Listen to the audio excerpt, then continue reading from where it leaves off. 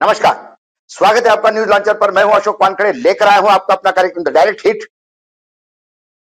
कभी कभी जब बुरा समय होता है तो इंसान अपने ही लोगों द्वारा हिट होता है, और ऐसा ही कुछ बिहार में हुआ।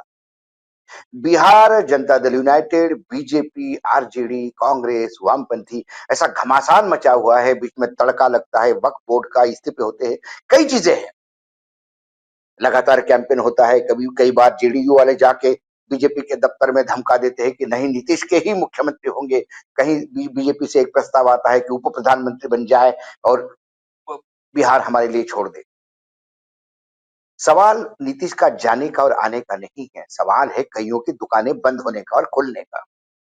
जिनकी दुकानें बंद हो रही है वो लगातार डर रहे हैं, जिनकी दुकानें खुल रही है वो प्रयासरत है। इसी बीच में एक हादसा और नीतीश कुमार के साथ हो गया, जो डायरेक्ट हिट में हम ले रहे हैं कि नीतीश कुमार कैसे हिट हो गए।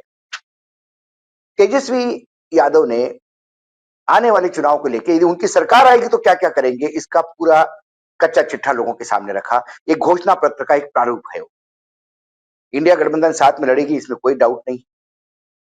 कई गोदी मीडिया लगातार बोले कि ये अलग हो रहे, अलग हो रहे, कोई नहीं, साथ में लड़ेंगे और मिलकर लड़ेंगे। ये बात इंडिया गठबंधन में तय है।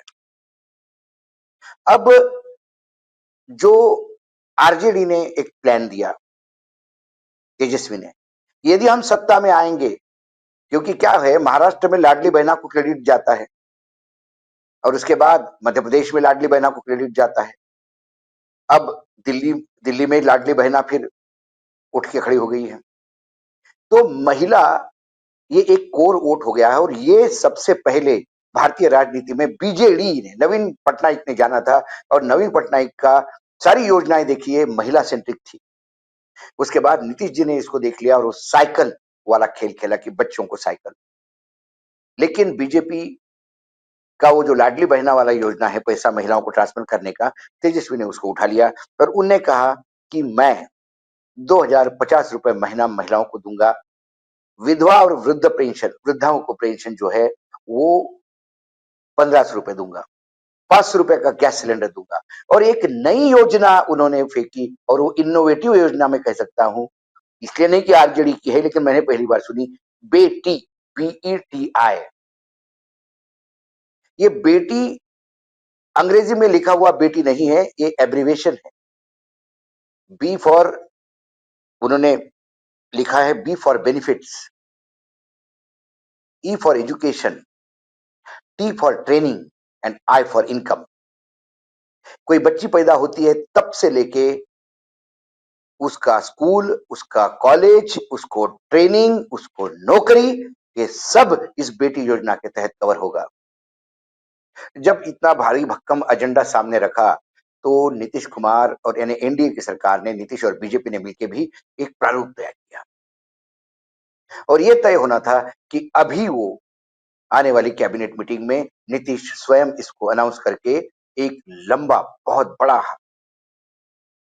विस्फोट करने जा रहे हैं। या आप करोगे तब करोगे, हम अभी करने जा रहे हैं। और ये सारी योजनाएं गुप्त रूप से तैयार हो रही, लेकिन इस सारे करे कराए पे पानी फिर गया, जिसको बोलते ना हम, ऑबर्शन हो गया। बच्चा पैदा ही नहीं हुआ, उसके पहले ही ऑबर्शन हो गया, गर्भपात हो गया। हुआ यूं कि मोतिहारी के चिरैया विधानसभा क्षेत्र में सक्रिय सदस्यता सम्मेलन हो रहा था। वहां गन्ना उद्योग मंत्री जो है, जो नीतीश कुमार के बड़े खास माने जाते हैं, कृष्णानंद पासवान, ये भाषण दे रहे थे। और भाषण के उस उत्साह में वो भूल गए कि कुछ गुप्तता भी होती है, कोई चीज रोक के भी करनी होती है, कोई चीज मुख्यमंत्री का प्रोरोगेटिव होता है, मुख्यमंत्री उसको घोषणा करते हैं। उन्होंने कहा कि आप चिंता मत करो, हमारी सरकार बहुत कुछ करने जा रही है। हमारी सरकार अब महिलाओं को 2500 रुपए महीना देने जा रही है। हमारी सरकार वृद्ध और विधवा के लिए 1500 रुपए की पेंशन देने जा रही है। और भी कई पेंशन है, और भी कई चीजें हैं। और वो पूरा कच्चा चिट्ठा उन्होंने अपने भाषण में बोल दिया। वो मार्केट में आते से ही हड़कंप मच गया। पूरा बीजेपी से लेके जनता दल यूनाइटेड के सारे कैबिनेट मंत्री भुचक्का रह गए नीतीश कुमार को जो अनाउंस करना था, उसको एक इवेंट के रूप में प्रस्तुत करना था, वो सारी चीजों की हवा निकल गई और विपक्ष को पूरा समय मिला ये कहने के लिए, ये तो डर के मारे कर रहे हैं।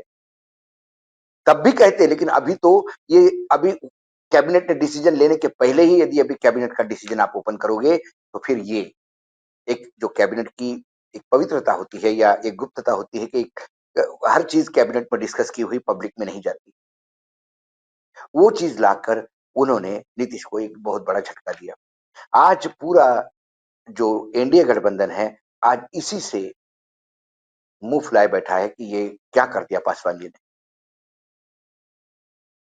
तो फिर अब विपक्ष को कैबिनेट का डिसीजन आने के पहले तक हर उनकी जो योजना आ रही है वो क्यों आ रही है और इसके पहले क्यों नहीं आई, इसका कच्चा चिट्ठा लेके जाएंगे तो इसका जो इम्पैक्ट है महाराष्ट्र में, वो इम्पैक्ट थोड़ा बहुत इसलिए भी मिला क्योंकि महाराष्ट्र ने कभी, विपक्ष ने भी नहीं सोचा था कि हमें पेंशन देनी होगी। एकाएक लाडली बहना का टर्न करके मार्केट में आ गया और लाडली बहना मार्केट में आने के बाद उन्होंने कहा कि हम अभी से देना शुरू कर देंगे।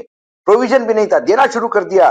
2-2, 3-3 महीने का इकट्ठा दिया, एडवांस में दिया, क्योंकि चुनाव के पहले कैश करना था उसको और चुनाव में कैश हुआ। बोला उसके बाद 2100 करेंगे। जिस महिला ने अप्लाई किया उसको दे दिया। कोई लाभान्वित महिला उस लायक है उस कैटेगरी में बैठी, कैटेगरी भी तय नहीं। चुनाव जीतने के बाद फिर सरकार की सांसें फूल गई। पैसा नहीं, सोशल डेवलपमेंट, जो सोशल मंत्रालय होता है, सामाजिक न्याय, उस मंत्रालय का 3000-4000 करोड़ रुपए उधर लाडली बहना में शिफ्ट किया। उस मंत्रालय में लाले पड़ गए पैसे के। और सोशल मंत्रालय वैसा भी दलित पिछड़ों का होता है, तो उनको उनको तवज्जो कौन देता है चुनाव जीतने के बाद। महिला 2100 रुपए का इंतजार कर रही है, अब वो कोई मिलने वाले नहीं, क्योंकि 1500 देने में ही सांसें फूल रही। फिर उन्होंने नया क्राइटेरिया निकाला कि ये होगा तो नहीं मिलेगा, ये होगा तो नहीं मिलेगा। ऐसा करते करते आधे से ज्यादा महिला लिस्ट में से गायब हो। ऐसा ही बिल्कुल महाराष्ट्र का फोटोकॉपी होने जा रहा था बिहार में, लेकिन पहले लीक हो गया तो विपक्ष को अब हमले की तैयारी में थी। अब विपक्ष पूरा हिसाब करेगा कि आप दे रहे हो तो पैसा कहां से ला रहे हो, दोगे तो क्या करोगे, आपका ट्रैक रिकॉर्ड कैसा है, और आप 2500 इसलिए दे रहे हो कि तेजस्वी कह रहे हैं।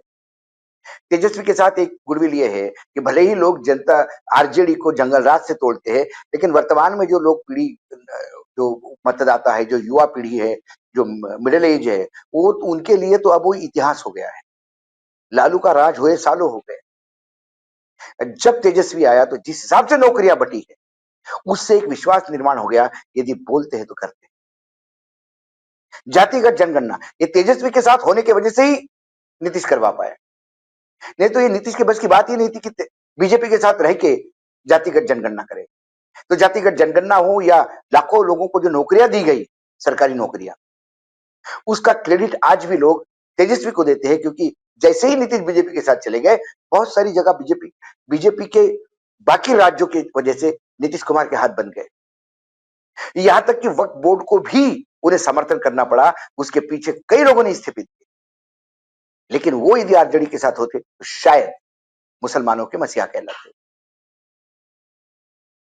तो ये जैसे ही लीक हुआ, ये एक एक अच्छा एक स्ट्रेटेजी उनकी थी जो एक्सपोज हो गई। इसलिए कहते हैं कि जब रणनीति तय करना, तो रणनीति उन्हीं लोगों के सामने खोलनी चाहिए जिनका हाजमा ठीक हो। बीजेपी में इस हाथ का उस हाथ को पता नहीं होता, और कई बार बीजेपी रणनीति एक करती है और मार्केट में खबरें दूसरे रणनीति की देती है। ये छत्रपति शिवाजी महाराज की रणनीति हुआ करती थी, तो गनिमी कावा कहते हैं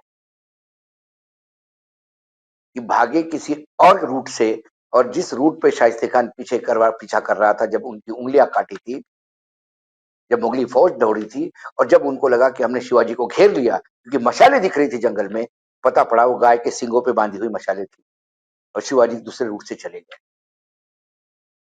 ऐसे ही बीजेपी कई बार कुछ योजना ऐसी ही लीक कर देती जो कर होना ही नहीं होती, और जब आती है तो सरप्राइजिंग आती है। लेकिन यहाँ बीजेपी भी मार खा गई क्योंकि नीतीश साथ में। कुल मिलाकर आज का पूरा जो बिहार में उलट पुलट थी, वो इसी को लेके थी कि हुआ तो कैसा हुआ और लीक हुआ तो कैसा हुआ। पासवान जी को लगता है कि अरे कल बोलना था, आज मैंने बोल दिया, क्या फर्क पड़ता है। सीएम ने बोलने के बजाय मैंने कह दिया तो क्या हुआ। कहीं ज्यादा नाराजगी दिखाएगी तो कहेंगे कि दलित ने बोल दिया तो आप नाराज हो गए, सवर्ण बोलता तो ठीक है। इससे फिर डर लगता है। बहुत सारी चीजें घटेगी बिहार में, जैसी जैसी चीजें घटेगी आपके सामने लाते रहूंगा। आज डायरेक्ट हिट में इतना ही, कल फिर आता हूं किसी विषय के साथ। तब तक के लिए नमस्कार, देखते रहिएगा न्यूज लॉन्चर।